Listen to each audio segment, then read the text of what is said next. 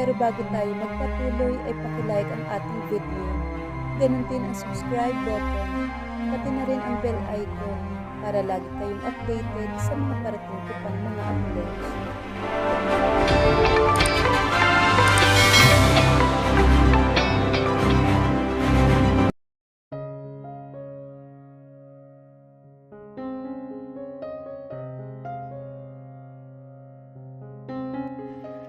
Lumaki si Venus sa bahay ampunan dahil iniwan siya ng kaniyang mga magulang.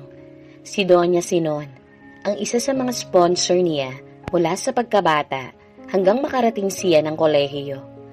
Ngunit hindi niya inaasahan na darating ito upang alukin siya na maging asawa ni Jared, ang nag-iisa nitong apo. Labagmang sa loob niya, ay napilitan siyang sumama pa uwi sa mansyon dahil sa utang na loob niya dito. Matutunan kaya siyang tanggapin ni Jared at mahalin kung nakakulong pa rin ito sa alaala ni Shalom, ang babaeng nang iwan kay Jared nang walang paalam. Kakayanin kaya ni Venus ang pakikitungo nito sa kanya o bumalik na lamang siya sa ampunan kung saan siya nararapat. Magandang araw sa lahat ng masugid na tagapakinig ng mga kwento ni Angelina. Isa na namang panibagong kwento ang ibabahagi ko sa inyo na tiyak na magbibigay ng aral, kilig at inspirasyon sa bawat isa. Pero bago tayo magpatuloy, kung bago ka pa lamang sa aking channel, paki-like ng ating video, paki-click din ang subscribe button, gayon din ang bell icon para lagi kayong updated sa mga paparating ko pang upload. Tatanggapin ko ba? Papayag ba ako? Nakatayo ako sa gilid ng isang man-made river na sakop ng Heaven's Home Orphanage upang isipin ang pinag-usapan namin ni Lola Sinon. Actually, hindi ko talaga siya totoong lola. Lumaki ako sa bahay ampunan dahil iniwan ako ng tunay kong mga magulang sa harapan ng Heaven's Home Orphanage. Si Lola Sinon ang naging sponsor ko simula pagkabata. Hanggang ngayon, nasa huling taon na ako ng kolehiyo. Sa edad kong 22, ni minsan walang nagtangka na umampon sa akin. Wala rin ako nakikitang pumupunta sa bahay ampunan para mamili ng batang aampunin. Basta ko na lang nalalaman na may kumukuha na sa mga batang kasama ko sa ampunan na magulang para ampunin. Kung tutuusin, pwede na akong umalis dito para mamuhay na mag-isa. Dahil bukod sa nasa tamang edad na naman ako, kaya ko namang maghanap ng trabaho habang nag-aaral. Ngunit hindi pumayag si Mother Eden at si Sister Violi. Sila lang naman ang pangunahing nangangalaga sa mga bata sa bahay ampunan. Pareho silang madre, kaya napakabuti nila sa amin. Magaan din ang buhay namin dito dahil hindi lang ako sinusuportahan ni Lola Sinon, pati na rin ang buong ampunan. Napakabuti ng puso niya. Kahit hindi ko siya lubusang kilala, tuwing nandito siya, nakikita ko ang pagkagiliw niya sa mga batang naririto, lalo na pagdating sa akin. Lagi niya kasi akong sinasama sa mall para bumili ng mga gamit ko. Kahit hindi ko naman kailangan, binibili niya kagaya na lamang ng mga lotion, pabango, at mga pampaganda. Sabi nga ni Lola Sinon, kailangan daw na maging maalaga ang babae sa sarili dahil isa daw sila sa pinakamagandang nilikha ng Diyos sa mundo. Kaya siguro kahit nasa 50 na si Lola, napakaganda pa rin ito at suportado niya ang lahat ng kailangan ko. Nanghihinaya nga lamang ako na hindi gamitin dahil mamahalin na mga yon at nakikita ko talaga ang pagbabago sa kutis ko. Sa totoo lang, hindi ko naman kailangan ng mga ganon. Hindi naman kasi ako kapangitan. May nagsabi nga sa akin na habang tumatagal daw, lalo akong gumaganda sa paningin niya. Kumusta, Vi? Si Khalil, kaklase at malapit kong kaibigan since high school. Okay lang ako, Kal. Sounds boring. Sabay pitik niya sa noo ko. Ouch! That's it. Libre ko. Aba, dapat lang. Ikaw tong mayaman dyan eh. Pangit. Mas pangit ka. Ano bang kakainin natin? As usual, yung paborito natin. Yes! Fried chicken? Libre mo na din ako ng sopas, ha? Oo na, halika na. Pareho kasi kami ng kinuhang kurso kaya hanggang kolehiyo, magkasama pa rin kaming dalawa. Mabait siya at maalaga. Kahit hindi niya sinasabi ng harapan, alam ko na may gusto siya sa akin. Dahil sa pinapakita niya kapag magkasama kaming dalawa. Hindi ko nga nakitang nanligaw yun ng ibang babae. At napakalambing din niya sa akin. Masyado din siyang overprotective. Kahit magkaibigan lang kami, ayaw niya na may nanliligaw sa akin na iba. Kaya hindi ko alam kung paano ko sasabihin sa kanya na umalis na ako ng punan at ikakasal na ako sa apo ni Lola Sinon. Siguro pag okay na ang lahat, sasabihin ko din sa kanya. Alam ko na masasaktan ko siya, pero kung ito talagang kapalaran ko, wala na ako magagawa. Nahihiya akong tumanggi kay Lola Sinon. Pakiramdam ko tuloy binihisan niya ako mula ulo hanggang paa at pinag-aral sa private school para ihanda sa oras na to. Gustuhin ko man tumutol sa kanya, hindi ko kaya. Napakabuti niya. Hindi niya pinaramdam sa akin na isa akong ulila. Malaki ang utang na loob ko sa kanya. Pati na rin ang lahat ng nasa loob ng bahay ampunan. Kaya sino ba naman ako para tumutol sa kagustuhan niyang ampunin ako at maging asawa ng apo niya na hindi ko pa naman nakikita? Sa dinami-dami ng babae sa mundo, bakit ako pa? Wala naman akong maipagmamalaki sa kanila. Dahil wala naman ako kahit 5 duling sa bulsa. Kung meron man akong pera, galing pa rin yun kay Lola Sinon. Napabuntong hininga na lamang ako habang yakap ko ang sarili ko. Venus! Andyan ka pala eh! Galing lang po kami ni Khalil sa labas para po kumain. Bakit ho? Kanina ka pa hinahanap ni Mrs. Velmon at ni Mother Eden. Nakahanda na ba mga gamit mo? Tapos nang pirma ni Mrs. Velmon ang adoption paper mo at ngayon ka na niya iuuwi. Naiiyak na wika ni Sister Violi. Ano? Bakit ang bilis naman? Naging malapit kami sa isa't isa ni Sister Violi dahil siya ang naging takbuhan ko kapag hindi ko na kaya. Para ko na rin siyang kapatid dahil 5 taon lang naman ang tandaan niya sa akin. Kaya nalulungkot din ako dahil maghihiwalay na kaming dalawa. Opo, maghahanda na po ako, sister. Malungkot na sagot ko sa kanya. Ayoko mang umalis, wala akong magagawa dahil tuluyan na akong inampon ni Lola Sinon. Mamimiss ka namin ng mga bata, Venus, sabi niya. Huwag kang mag-alala, dadalaw ako dito. Hindi ko kayo kakalimutan. Paos na boses na sambit ko sa kanya. Niyakap ko siya na mahigpit at hinayaan kong maglandas ang luha ko sa aking mga pisngi. Dahil sa halo-halong emosyon na nararamdaman ko. Tara na, malayo pa magiging biyahe nyo, pabalik ng Maynila. Paalala niya sa akin. Tangulang ang tugon ko sa kanya. Hinilan niya na ako papasok ng Haven's Home upang ilabas ang aking mga gamit. Tinulungan ako ni Sister Violi, bitbit ang 2 kong bag. Yung ibang damit ko, iniwan ko na sa kanila dahil marami naman akong bitbit. Venus, apo, kailangan na nating umalis. Baka abutin tayo ng dilim. Bungad sa akin ni Lola Sinon. Sinulyapan ko muna sila Mother Eden at si Sister Violi. Habang inilalagay ng driver mga gamit ko sa compartment ng mamahaling sasakyan ni Lola. Sa sobrang lungkot ko na tuluyan na ako mapapahiwalay sa kanila, tinakbo ko sila't niyakap na mahigpit. Mother Eden, simula pagkabata, ikaw na po ang tumayong magulang ko. Hindi ko po nasasabi ito, ngunit mahal na mahal ko po kayo. Ingatan niyo po ang sarili niyo. Umiiyak na habilin ko sa kanya. Hinagod niya ang likuran ko, lalo kung isinubsob ang mukha ko sa balikat ni Sister. Lahat kayo mahalaga sa akin, Venus.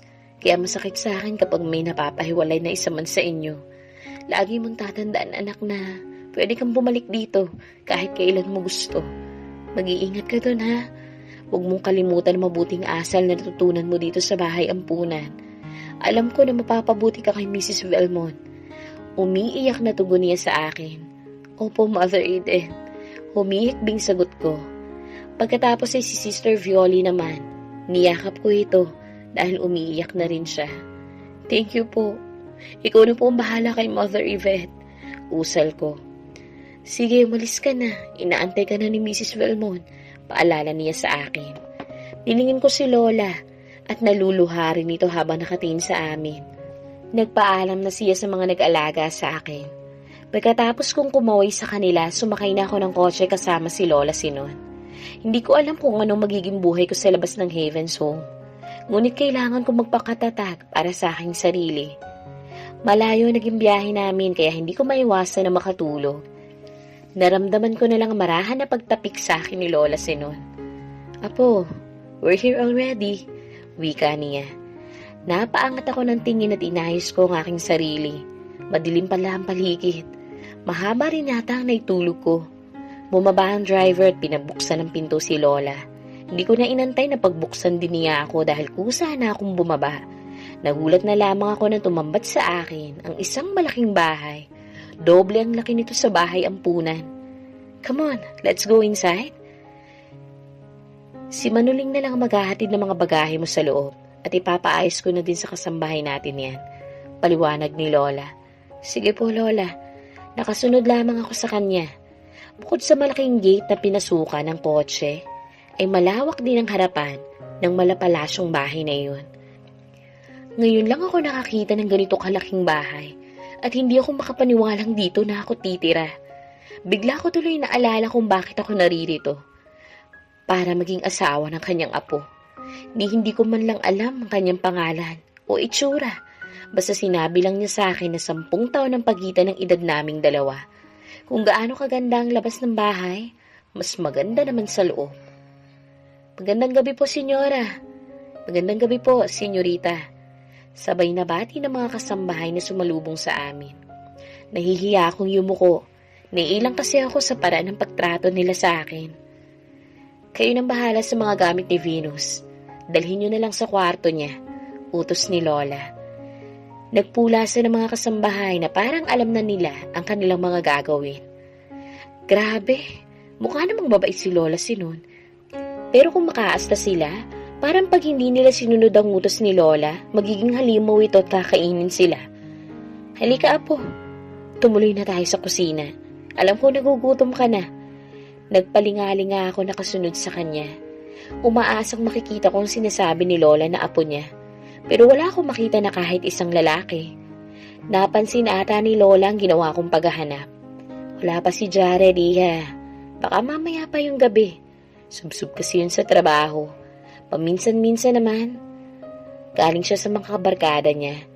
Pero dito naman yun umuuwi. Makikita rin kayo. Saad nito. Pakiramdam ko nag-init ang aking pisngi dahil sa sinabi ni Lola. Gusto ko lang siyang makita. Dahil hindi ko alam kung magugustuhan niya ba ako. Mukha kasi akong manang sa suot ko. Tapos napakasimple ko pang mag-ayos. Hay, ano ka ba, Venus? Kala ko ba ayaw mo? Malaking dining table ang tumambad sa amin. Bukod sa lahat ay may touch of golden disenyo. Mukhang kahit kutsara pwedeng isanla. Hindi ko akalain na ganito pala talaga kayaman si Lola Sinon. Kaya ayaw pa rin mag-sink in sa utak ko na dito na talaga ako titira. Para kasi ako nasa royal house. As in parang palasyo na nababasa ko lang sa storybook. Nung bata pa ako kapag may bagong mga storybook na idinodonate sa ampunan. Kumain na tayo, Apo. Bago lumamig ang pagkain. Oo po, Lola. Nahihiyang sagot ko. Kumunot ang noo ko dahil sa dami ng plato at mangkok sa harapan ko. Marami ding klaseng kutsara, iba-ibang hugis nito. May maliit, may malaki, may katamtaman, at lahat yun kulay ginto. What's the problem, Apo? Hindi mo ba gusto ang pagkain? Mahinahon niyang tanong. Napansin niya atang tinititigan ko ang mga gamit na nakalagay sa harapan ko. Hindi naman po, Lola. Hindi ko po kasi alam kung alin ang gagamitin ko sa mga to. Inosenteng sagot ko na ikinatawa naman niya. Nakaramdam ako ng hiya dahil hindi talaga ako nababagay sa lugar na to. God, nakakahiyang para akong bano. Apo, hahayaan muna kitang gumamit ng nakasanayan mo sa ngayon. Pero kailangan mo matuto ng table etiquette, ha? Palaging pumupunta si Jared sa mga special events. Dapat, alam mo kung paano mo dadalhin ang sarili mo.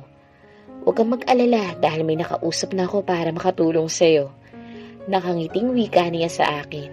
Sinuklian ko na lang din ang ngiti. Dahil hindi ko rin naman alam kung anong sasabihin ko. Naninibago ako sa lahat. Pagkatapos kunin ng sobrang pinggan at kutsara sa harapan ko, grabe, pwede kaya itong isang la? Hoy, napakabad mo talaga.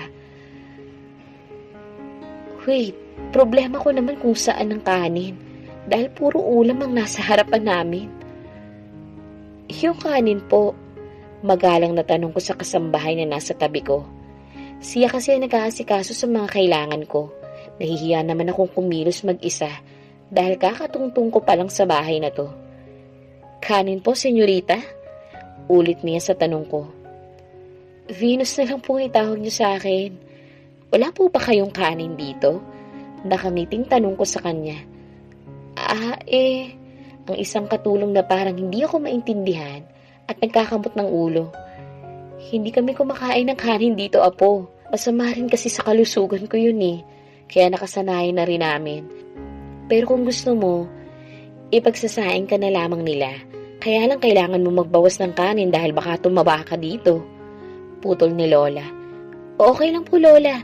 Mukhang hindi naman po ako mauumay sa mga pagkain. Pilit ang ngiting sinukli ko sa kanya. Tuluyan na nagbago ang buhay ko nang tumuntong ako dito. As in, para akong isang prinsesa. Masarap naman ang mga pagkain, kaya lang iba pa rin talaga pag nasanay ka sa kanin. Kahit simpleng adobo lang ang ulam, solve na. Hindi kagaya ngayon. Napakadami ng hinanda nila tapos may maliit na servings lang na hindi ko alam kung ano. Sobra naman sa palamuti na pwede lang kuhaan ng larawan, pero hindi mo makakain.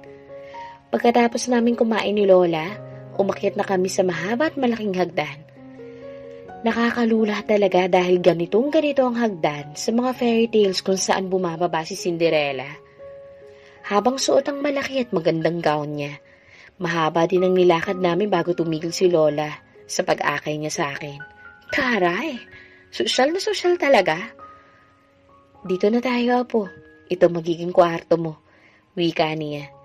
Mula baba hanggang taas kong tinignan ang malaking pinto. Napakaganda ng disenyo nito.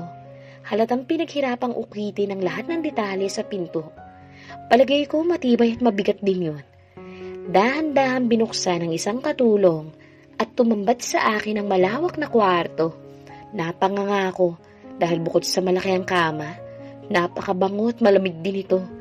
Mix of black and white with gold pa.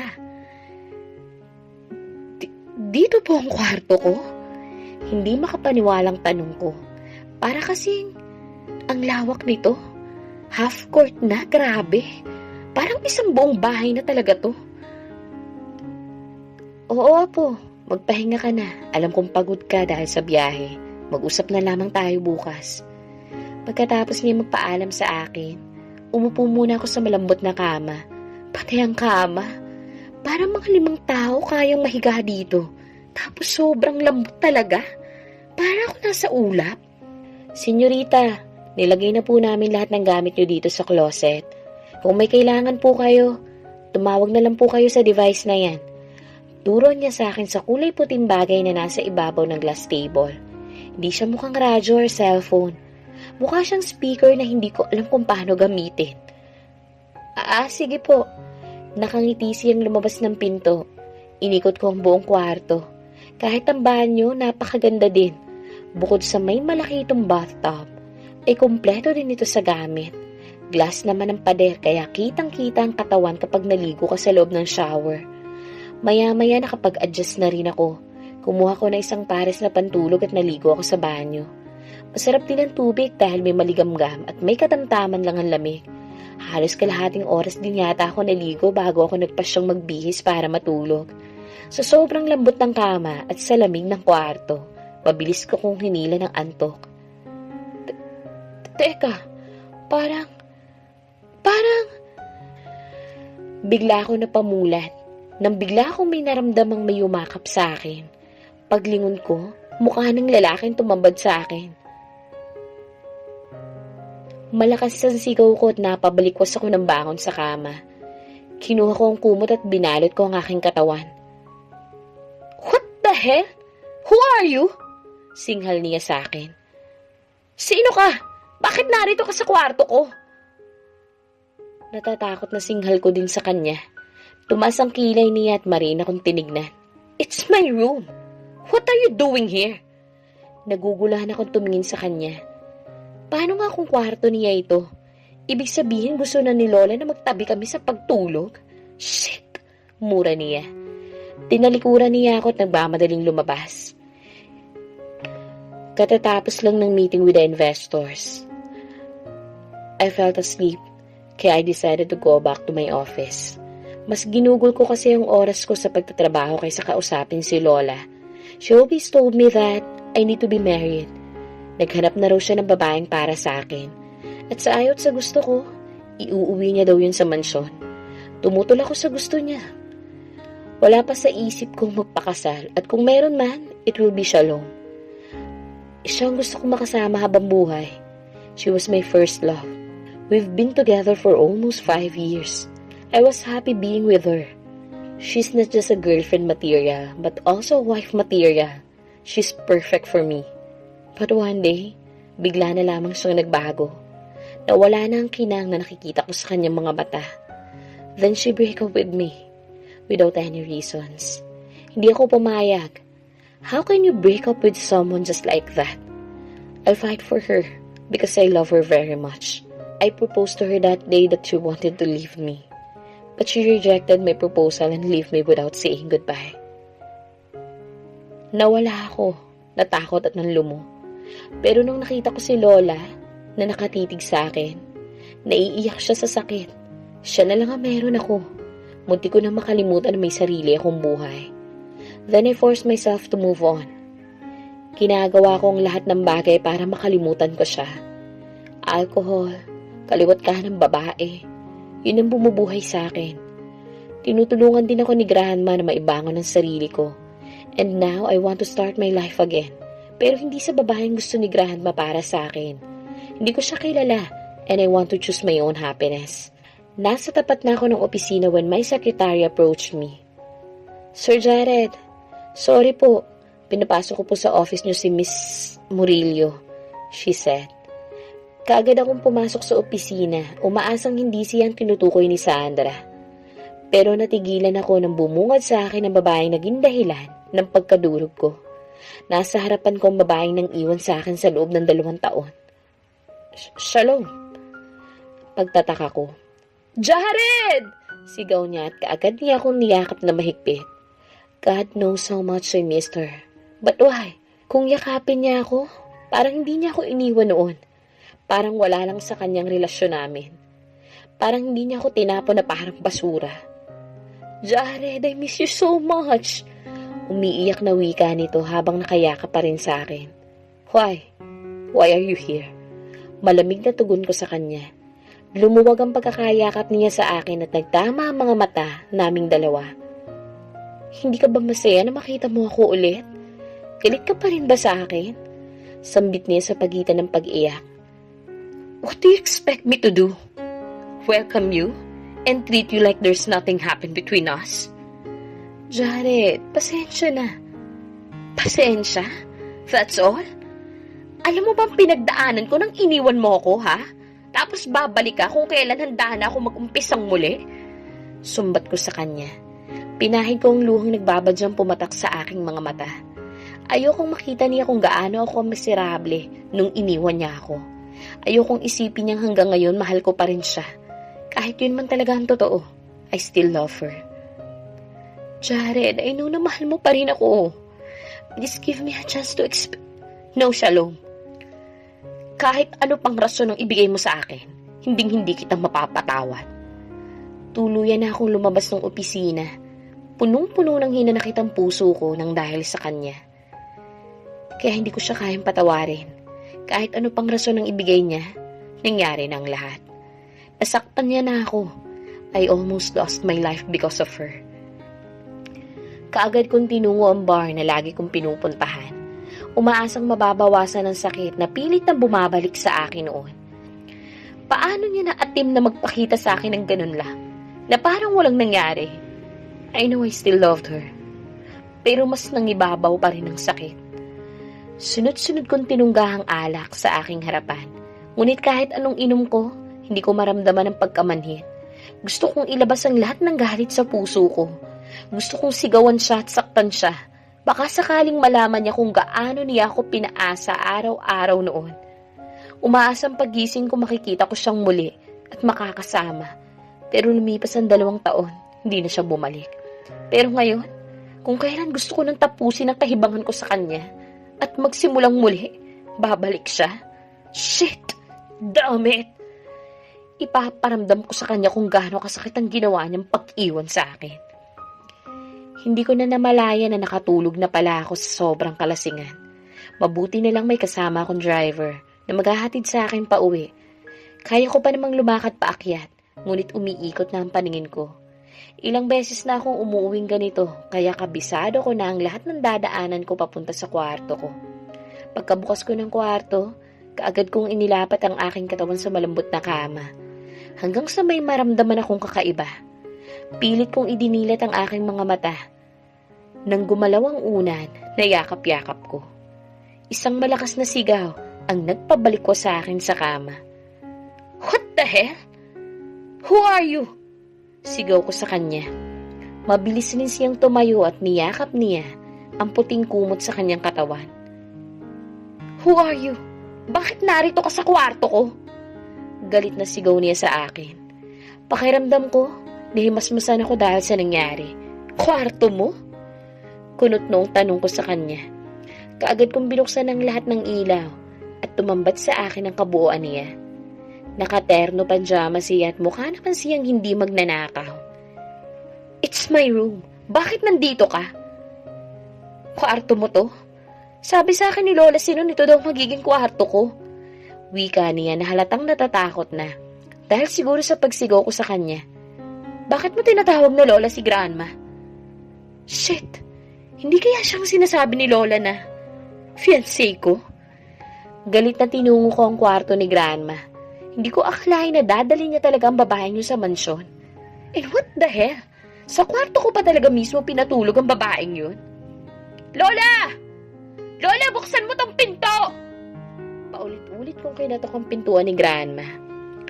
Alam ko kabastusan yun. Pero hindi ko kayang makasama ang babaeng yun sa kwarto ko. Nakailang katok pa ako bago niya ako pinagbuksan.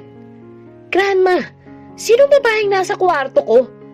Bakit nasa kwarto ko siya? Sa lubong ang mga kilay na tanong ko sa kanya. Jared po, napag-usapan na natin to, di ba? Susunduin ko ang mapapangasawa mo at matutulog na kayo na magkatabi. So what's wrong with that? Napasingap ako sa sinagot niya sa akin. Grandma, wala akong naalala na pumayag ako sa sinabi niyo. Why are you doing this to me? Can you just stop controlling my life? Jared, ginagawa ko lang to para sa'yo. Galit na singhal ni Lola. Ito na nga bang kinakatakutan ko? Ang magalit siya at makasama pa sa kanya kapag pinagpatuloy ko ang galit ko. Huminga ko ng malalim para pigilan ang nararamdaman kong init ng ulo. Napansin ko na lang na nasa likuran ko ng babaeng hampas lupa na nasa kwarto ko. Grandma, are you serious about this? Ipapakasal niyo ako sa babaeng yan? Look at her. Wala pa nga yan sa kalingkingan ni Shalom.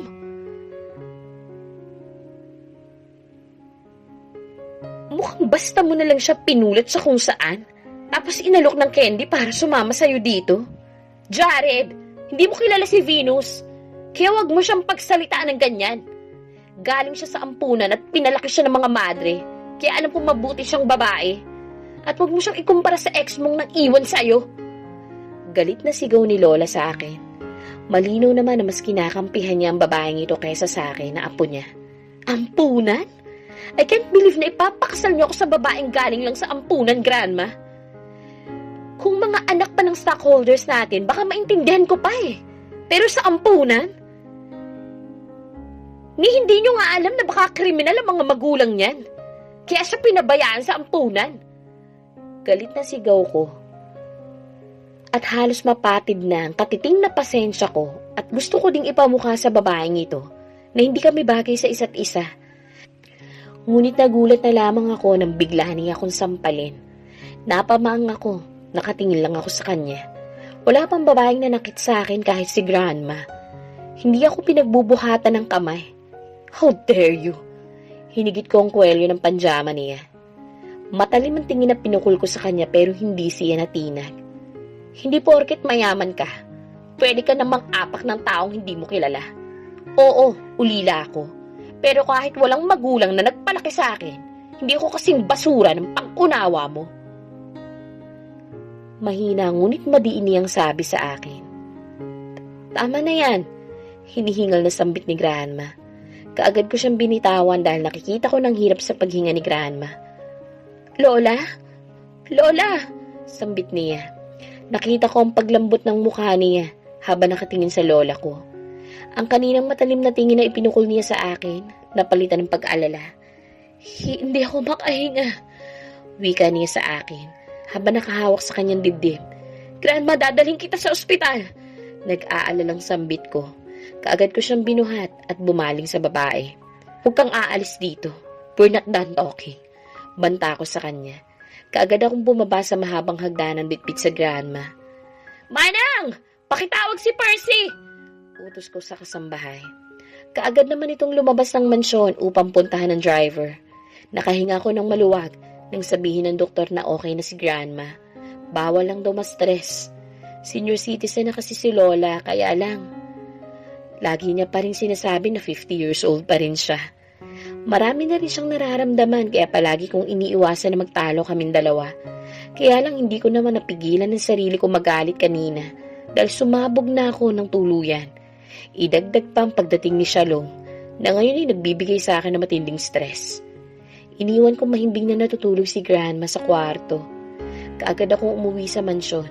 Pinuntahan ko kaagad ang babae sa kwarto ko. Nadatnan ko siyang nakaupo sa kama, nakayuko habang sa poong mukha niya. Nag-angat siya ng tingin at nagkatitigan kaming dalawa. Kumusta na si Lola? Pausang boses na tanong niya sa akin.